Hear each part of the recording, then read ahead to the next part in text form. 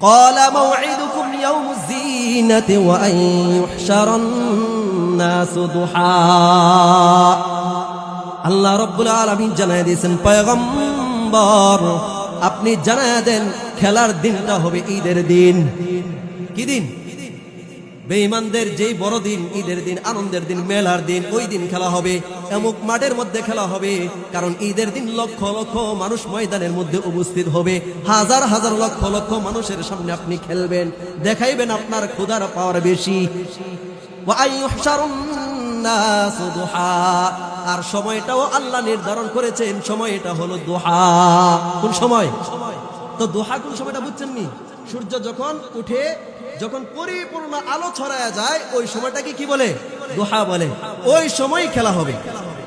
মুসা নবী বলছে ঈদের দিন হবে, দুহার সময় হবে খেলা।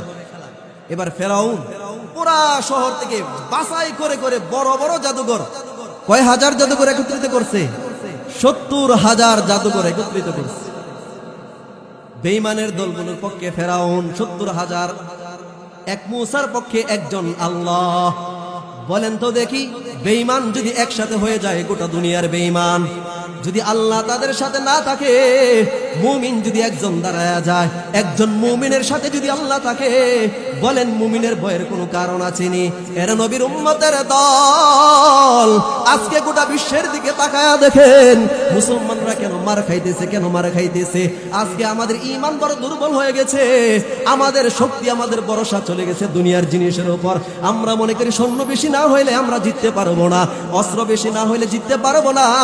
এরা নবীর উম্মতের দল।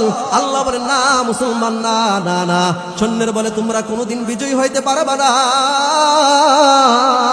অস্ত্রের বলে কোনোদিন বিজয়ী হইতে পারবা না। আমি আল্লাহ যদি তোমাদের সাথে থাকি, আমি আসমানের ফেরেশতাকে তোমাদের সাহায্যের জন্য পাঠায়া তোমাদের এই বিজয়ের গলা মালা পরাইয়া দেব। सूरज ने दिया अपनी शुआ उनका पैगाम, सूरज ने दिया अपनी शुआ उनका पैगाम। दुनिया है अजब चीज, कभी सुबह कभी शाम, दुनिया है अजब चीज, कभी सुबह कभी शाम।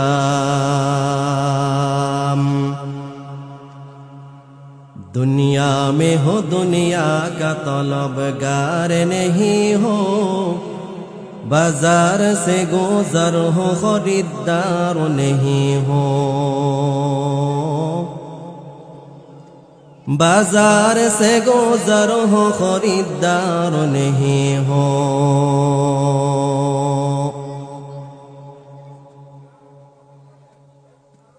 तकबीर में कलमा में नमाजों में अज़ा में, तकबीर में कलमा में नमाजों में अज़ा में, ऐ नाम इलाही से मिला नाम मुहम्मद, ऐ नाम इलाही से मिला नाम मुहम्मद। কোথা হতে আগমন, কোথায় যেতে হবে রে, কে আনিল কি কারণে জানা নাই তার ভবেতে। নদীর এপার ভাঙ্গে ওপার ঘরে, এই তো নদীর খেলা, সকাল বেলার ধ্বনি রে তুই ফকির সন্ধ্যা বেলা। নদী পথে নৌকা চালাও ওহে মাঝি ভাই, বেলা ডুবার আগে আমি ওপার উড়তে চাই। ডুবে গেলে বেলার আর উঠে না, ভেঙ্গে গেলে মেলার আর জমে না। সুবহানাকা লা ইলমা লানা ইল্লা মা আল্লামতানা ইন্নাকা আনতাল আলিমুল হাকীম। সকলে মুহাব্বতে দিল খুলে আল্লাহ তাআলার জিকির করুন। লা ইলাহা ইল্লাল্লাহ, লা ইলাহা ইল্লাল্লাহ, লা ইলাহা ইল্লাল্লাহ, লা ইলাহা ইল্লাল্লাহ। জোরে ইল্লাল্লাহ, লা ইলাহা ইল্লাল্লাহ। নাই কোনো মাবুদ আল্লাহ ছাড়া, নাই কোনো মাবুদ আল্লাহ ছাড়া, লা ইলাহা ইল্লাল্লাহ, লা ইলাহা ইল্লাল্লাহ, লা ইলাহা ইল্লাল্লাহ, লা ইলাহা ইল্লাল্লাহ, লা ইলাহা ইল্লাল্লাহ, লা ইলাহা ইল্লাল্লাহ, ইল্লাল্লাহ, লা ইলাহা ইল্লাল্লাহ মুহাম্মাদুর রাসূলুল্লাহ সাল্লাল্লাহু আলাইহি ওয়াসাল্লাম। আলহামদুলিল্লাহ, মহান আল্লাহ রাব্বুল আলামিনের দরবারে শুকরিয়া আদায় করছি, যিনি আজকের এই রসুল্লাবাদ পূর্বপাড়া যুব সমাজের উদ্যোগে আয়োজিত আজকের এই ওয়াজ ও দোয়ার মাহফিলে আমাদের সকলকে একত্রিত হওয়ার তৌফিক দান করেছেন। সকলেই রব্বুল আলামিনের দরবারে শুকরিয়া আদায় করি, সকলেই বলি আলহামদুলিল্লাহ। মুহতারাম হাজিরিন, আজকের এই মজলিসটার এত দাম, এখানে বসলেই গুনাহ মাফ হয়। সুবহানাল্লাহ। আল্লাহ তাআলা এমন এমন কিছু জায়গাগুলো রাখছেন, যে জায়গাগুলোতে যদি বান্দা ইখলাসের সাথে খাঁটি নিয়তে বসতে পারে, আল্লাহ তাআলা ওই বসার উসিলায় তার অতীতের গুনাহগুলো মাফ করে দেন। তো আল্লাহ তাআলা এমন এমন অফারগুলো আমাদের জন্য রাখছেন। কেন রাখছেন? আল্লাহর বড় মায়া লাগে আমাদের জন্য। আল্লাহ চান, বান্দা তোকে তো আমি বানাইছি জান্নাতের জন্য, তোকে জাহান্নামের আগুনে জ্বালানোর জন্য আমি বানাইনি। এরপরও দুনিয়াতে যদি কোনো গুনার কাজ করে ফেলো বান্দা, আমি তোমার জন্য এমন এমন কিছু জায়গা রাখছি, এমন এমন কিছু জিনিস রাখছি, তুমি যদি সেগুলো গ্রহণ করতে পারো আর আমার কাছে একটু রোনা জারি করতে পারো, তোমার গুনাহগুলো আমি মাফ করে দিই। আল্লাহ এত ভালোবাসেন, এত মায়া করেন। যুবক ভাইয়েরা অত্যন্ত পরিশ্রম করে মাহফিলটা প্রতি বছর করেন।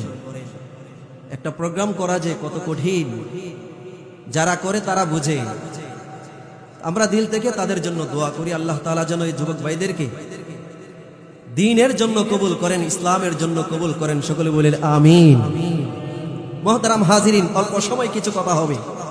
আমাকে আজকে যেই বিষয়টা দিয়েছে মাহফিল কমিটির পক্ষ থেকে, সূরাতুদ দুহার তাফসীর। এই সূরাটা আমরা অনেকেই পারি, নামাজে আমরা তেলাওয়াত করে থাকি।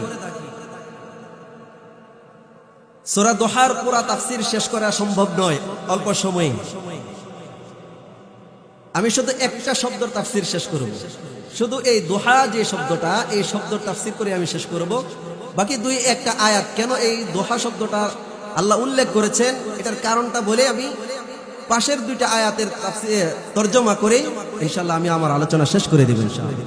ততক্ষণ আপনারা যারা আছেন আশেপাশে মেহেরবানি করে সকলে আমরা প্যান্ডেলের ভিতরে চলে আসি। মুহতারাম হাজিরিন, মানব জাতির হেদায়েতের জন্য আল্লাহ তাআলা যুগে যুগে অনেক নবী এবং রাসূল প্রেরণ করেছেন। সর্বশেষ মানবতার মুক্তির কান্ডারি হিসেবে যাকে দুনিয়াতে প্রেরণ করেছেন, আকায়ে রামদার তাজদার কা মদিনা সরকারে দো আলম, বিশ্ব মানবতার মুক্তির দূত হযরত মুহাম্মদ মুস্তাফা সাল্লাল্লাহু আলাইহি ওয়াসাল্লামকে আল্লাহ তাআলা দুনিয়াতে পাঠাইছেন মানুষকে আল্লাহর দাওয়াত দেওয়ার জন্য, মানুষগুলোকে অন্ধকার থেকে আলোর পথে আনার জন্য। আল্লাহ রাসূল সাল্লাল্লাহু আলাইহি ওয়াসাল্লাম আল্লাহ তাআলার সেই নবুয়ত প্রাপ্তর পর থেকে জীবনের অন্তিম মুহূর্ত পর্যন্ত তিনি সেই দায়িত্ব পরিপূর্ণভাবে আদায় করে গিয়েছেন। এই দায়িত্ব পালন করতে গিয়ে আল্লাহ রাসূল সাল্লাল্লাহু আলাইহি ওয়াসাল্লাম অনেক নির্যাতিত হয়েছেন, অনেক আঘাতপ্রাপ্ত হয়েছেন। মক্কার কাফের বেঈমানগুলো আল্লাহ রাসূল সাল্লাল্লাহু আলাইহি ওয়াসাল্লামকে অনেক আঘাত করেছে। আপনারা জানেন না ইতিহাস? রাসূল সাল্লাল্লাহু আলাইহি ওয়াসাল্লামের আপন লোকগুলোই নবীজির বিরোধিতা করেছে, গোষ্ঠীর লোকগুলোই নবীজির বিরোধিতা করেছে। যারা রাসূল সাল্লাল্লাহু আলাইহি ওয়াসাল্লামের দাওয়াত পেয়ে ইসলাম কবুল করে